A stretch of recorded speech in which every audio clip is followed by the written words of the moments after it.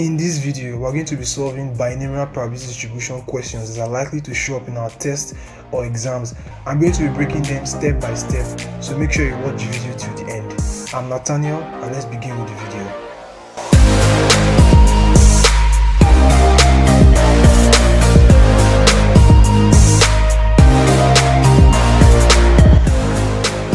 Okay, so this is another very interesting question. It says past records show that 30% of people who enter a shop will make a purchase.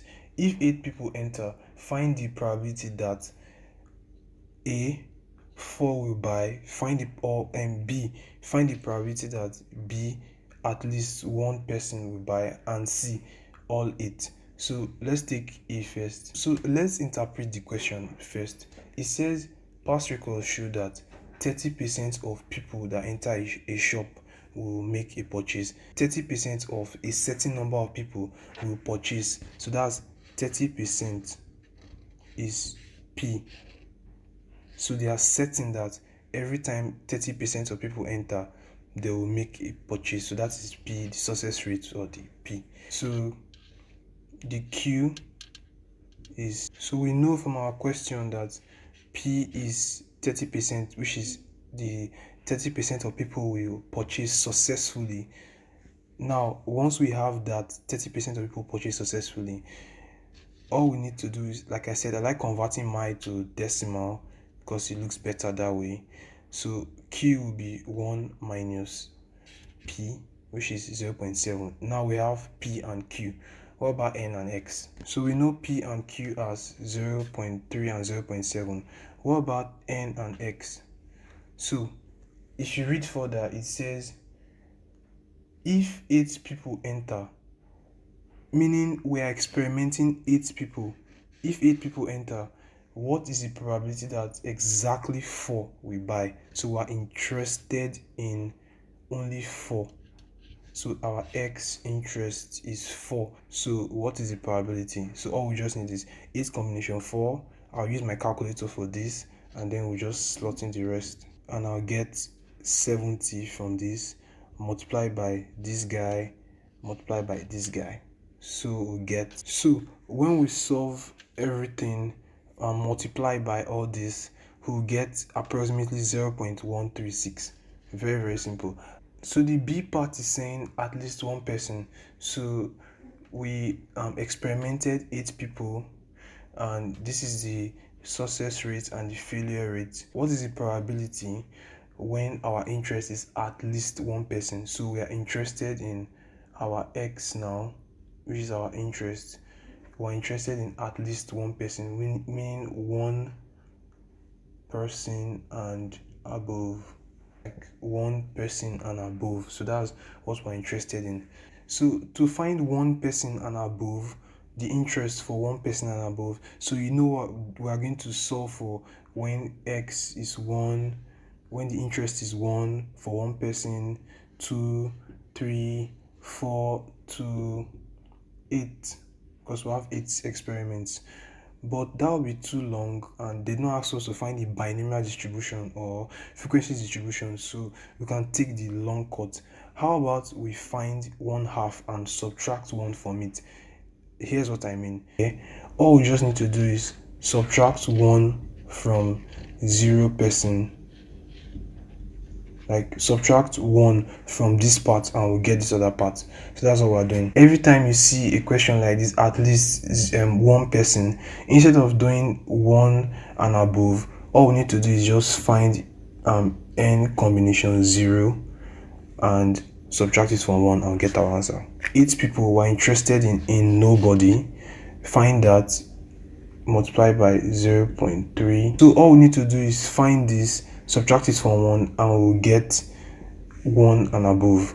So if you find 8 combination 0, you should know that anything combination 0 is 1. So if you use your calculator or you solve it yourself, you see that anytime you solve 8 combination 0, it's always going to equate 1.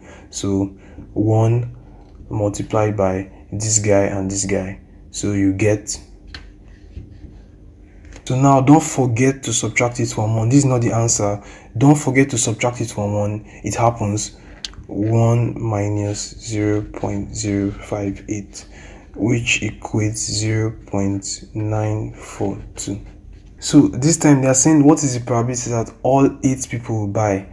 Now they are saying X is all 8 people will buy. So you can see that the question comes in two ways. It's either they give us the interest X one by one in a definite answer, 1, 2, 3, which is very, very simple, or they can give us word problems a little to test your understanding. We experimented on 8 people and we need all 8, so 8, all 8. Then all you just need to do is put the rest. You get this, but this is looking very nasty and unnecessarily long. So in physics or in maths generally, all you need to do is just it's not necessary, but I like leaving it in this 6.561 times 10 raised to the power minus 5. You can leave it like this. I moving the decimal point 5 times from the left. This way will give you this. So you can leave your answer like this, or no one cares, you can leave your answer like this. Okay, so let me break down this question. It says 5 out of every batch of 20. If you look at that question very well, it's telling you that 5 out of every 20 batch will go bad successfully. So that is the P. So P is telling us that out of every 20 batch, 5 will go bad. So we already have P straight. Now what is Q? Q is 1 minus P. Like I said, I like leaving this in decimal fraction, so our Q will be 1.0. So this is our P and our Q completed successfully. Now we can now move on. The second one says if we pick 4 goods at random, meaning if we experiment, we pick. Remember, don't forget this word. Sometimes it's very confusing, but if you understand what tests and experiments and trials are very well, make sure you watch the previous video so you can understand it very well and it won't confuse you. N is 4, right? What is the probability of getting exactly 3? So they are telling us out of these 4 that we picked, we are interested in only 3. So X is 3. X is 3. 4 combination 3 is 4, multiplied by this and this guy and this guy. So if you do that, you get very simple. Okay, this last part is also very simple, but it can be tricky. So don't forget, they said not more than 2, meaning that we can either get none, 1 and 2, but the maximum is 2. Anytime they say not more than, they are giving you a range, not more than, at least, all that. Always don't forget to add 0, because we can also get none, we can get 1 and we can get 2, but the maximum is 2.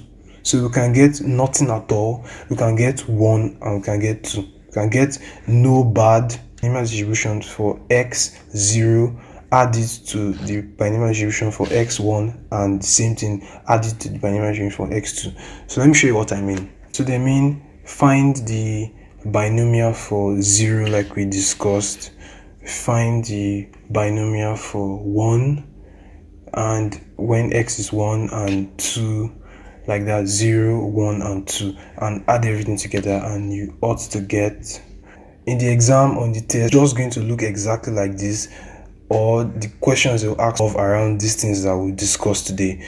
Make sure you watch the video over and over again to get perfect, and I'll see you in the next one.